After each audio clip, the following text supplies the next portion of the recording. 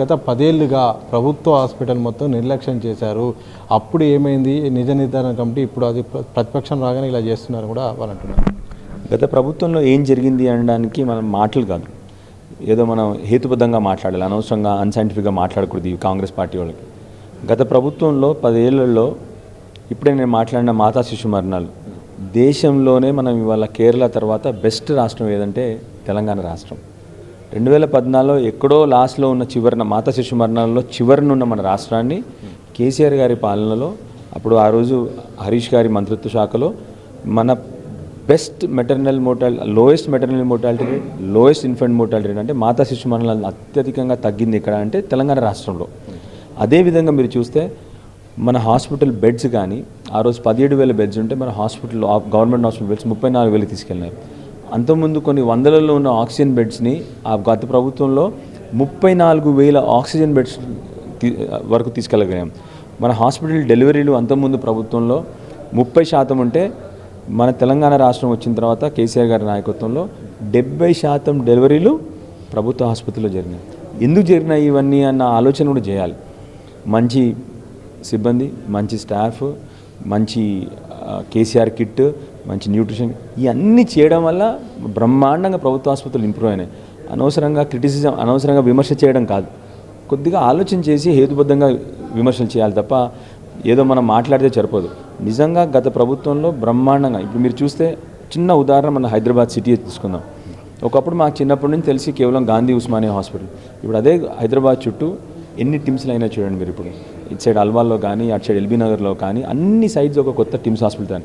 So బ్రహ్మాండంగా కేసీఆర్ గారు ఇప్పుడు మీరు చేయాల్సిందల్లా కేవలం ఈ ప్రభుత్వ ఆసుపత్రుల్ని మీరు కూర్చున్న చోట నుంచి కూడా పరిపాలన చేయొచ్చు, కూర్చున్న చోటు నుంచి మంచిగా హాస్పిటల్స్ని రన్ అయ్యేలా చూసుకోవచ్చు. అంటే ఎలా చేయొచ్చు అంటే మీరు ఒక సలహా ఇచ్చారు, కూర్చున్న చోట కూడా చాలా చక్కగా పాలన చేయొచ్చు. ఒకవేళ ప్రభుత్వానికి సూచన ఇస్తే ఏం చెప్తారు?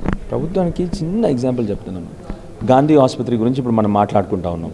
గాంధీ ఆసుపత్రిలో టెరిషరీ రిఫరల్ సెంటర్ అది, అంటే అక్కడ కానీ హాస్పిటల్ టౌన్స్లో, డిస్ట్రిక్ట్స్లో కానీ గ్రామాల్లో కానీ పేషెంట్స్ని ఇక్కడికి రిఫరల్ సెంటర్కి పంపిస్తారు.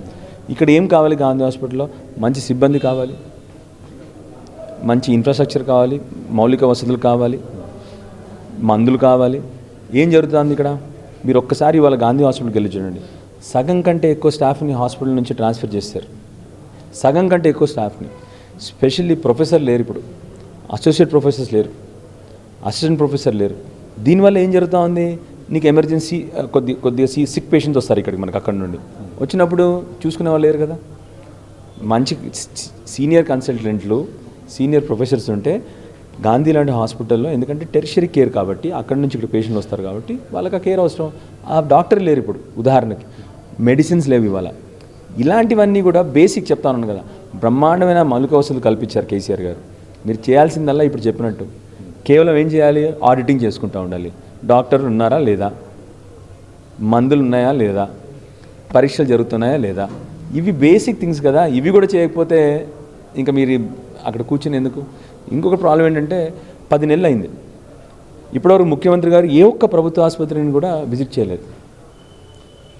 ఏమవుద్ది? అక్కడ స్టాఫ్కి ఆటోమేటిక్గా లీడర్ రాకపోతే అక్కడ స్టాఫ్కి కూడా అక్కడ ఎవరు పట్టించుకోవట్లేదు, పట్టించుకునే నాదుడు లేడు అక్కడ. అందుకొరకే ఇలాంటి పరిస్థితికి వచ్చినాయి ప్రభుత్వ ఆసుపత్రులు. ప్రధానంగా కాంగ్రెస్ ప్రభుత్వం కూడా చెప్తున్నది ఏంటంటే చివరి నిమిషంలో ప్రభుత్వ హాస్పిటల్కి రావడం, ప్రధానంగా గాంధీ కానీ ఉస్మానియా హాస్పిటల్ రావడం వల్ల ఒక మరణాల రేటు నమోదవుతుంది, అదే పెద్ద సమస్యగా మారుతుంది. ఇప్పుడే మీకు అదే మాట్లాడుతున్నాను అప్పటి నుండి.